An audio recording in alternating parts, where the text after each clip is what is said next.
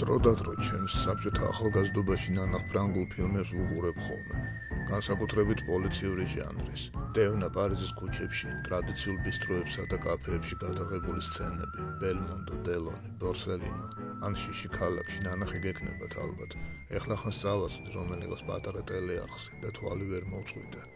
ესე დროს თავს ისე უგრძნობ, თითქოს მაშინდელ აუხდენელ ოცნებაში მოვხდე, 70-იანი წლების პარიზში და მსიამოვნებს. მას შემდეგ ამ ქალაქში ერთი შეხედვით, თითქოს ბევრი არაფერი შეცვლილა, ავტომობილებისა და ავტობუსების მოდელების გარდა.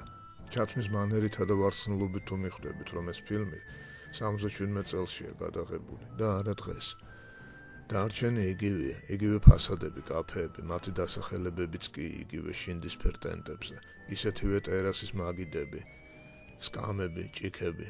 ქუჩის დასახელებების აღნიშნული აბრები, ლამპიონები, მეტროს ჩასასვლელები, ჟურნალების კიოსკები, იგივე მერხები, სკამები ბულვარებში, პარკებში, როგორც 100 წლის წინანდელ ნახატებში.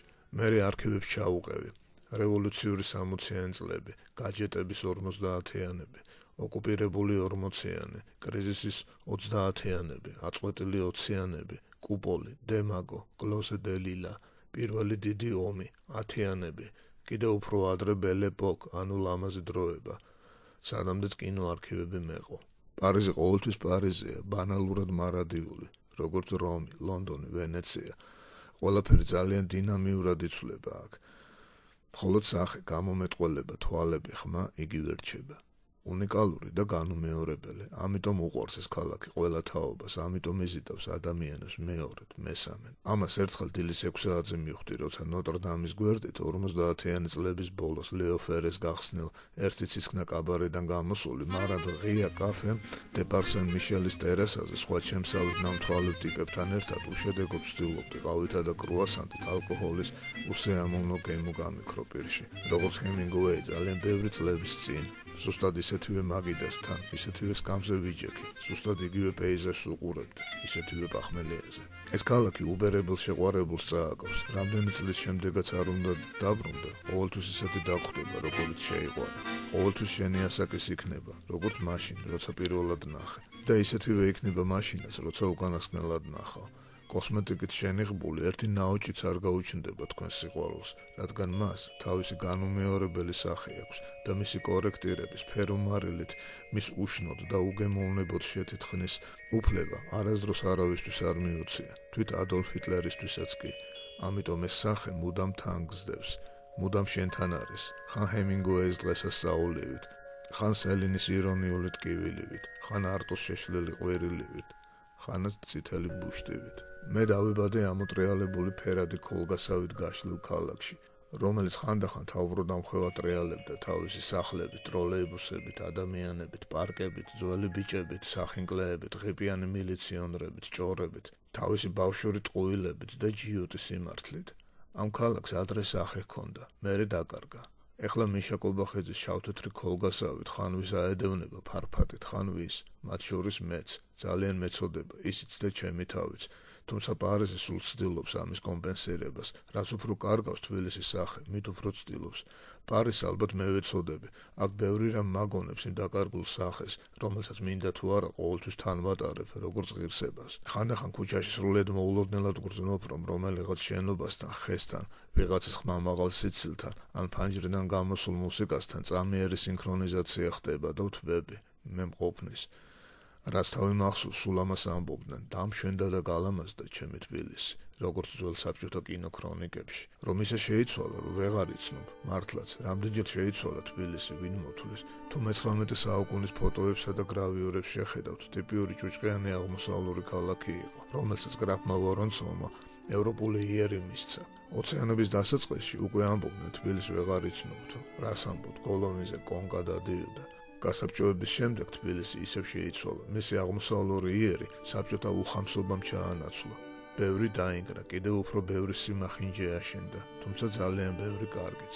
გასაბჭოებამდე თბილისში ნამყოფ უცხოელებს, ვინმეს ისინი კიდევ რომ შემოეშვა წითელ საქართველოში, ალბათ გაუჭირდებოდათ არქიტექტურულად გაათეისტებული, სოციალისტურად დამშვენებული და გალამაზებული ქალაქის ცნობა.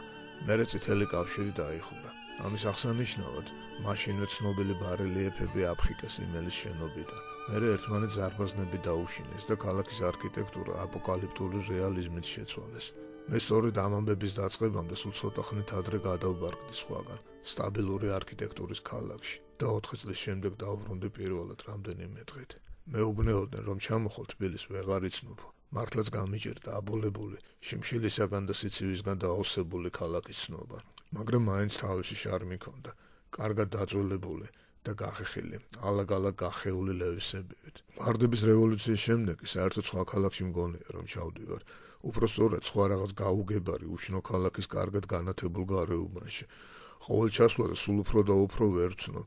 ახლა ამბობენ, მალე იმ ნარჩენებსაც ვეღარ იცნობ, რაც რამდენიმე თვის წინ ნახე, მაგალითად გულდიაშვილის მოედანს, იმელის შენობას ან ვარანცოვს. ყველაფერს ფხეკენ, ქლიბავენ, ღებავენ, საბჭოთა სიმბოლიკასაც, მოდერნსაც, აღმოსავლურსაც, მოდერნამდე ქალაქის ნარჩენებსაც. რამდენიმე უბანი საფოსტო ბარათების დეკორაციად გადაიქცა, რომელიც სასურველი ღამე გადაიყოთ, რადგან ისინი, როგორც მსოფლიოს ნებისმიერი ქალაქი, ღამე უფრო ეფექტურია. თან კარგი სლაიდ შოუ გამოდის ნოქტურნი ფოტოებით Facebook-ზე დასადებად.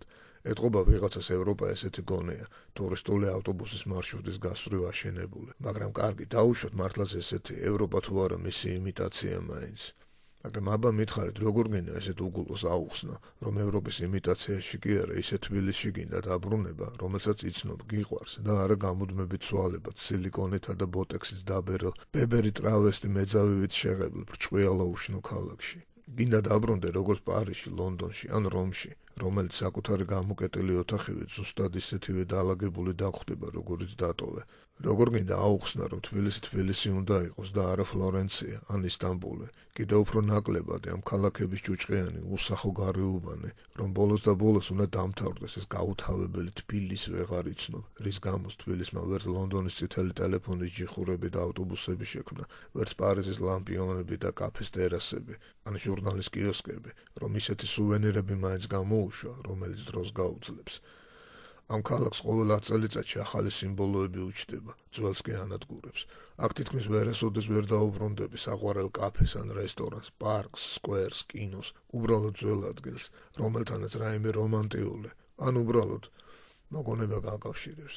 რადგან ისინი უმეტეს შემთხვევაში უბრალოდ ვერ ასრებენ დაწველებას, მათ გამუდმებით არემონტები სახეს უცვლიან და მერე ფარშევანგებივით გაფხორილები ამაყად გეუბნებიან, თბილისს ვეღარ იცნობ.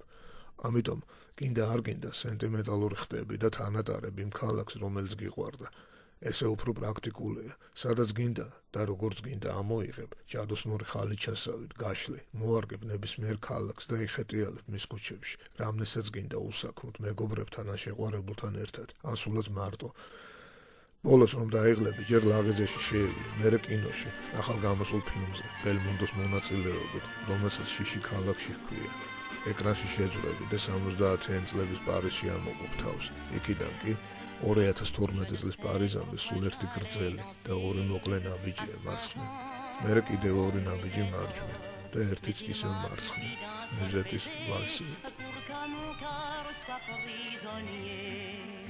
Comment ne pas perdre la tête, serré par des bras audacieux, car l'on croit toujours aux doux mots d'amour quand ils sont dits avec les yeux. Moi qui l'aimais tant, je le trouvais le plus beau de Saint-Jean. Je restais grisé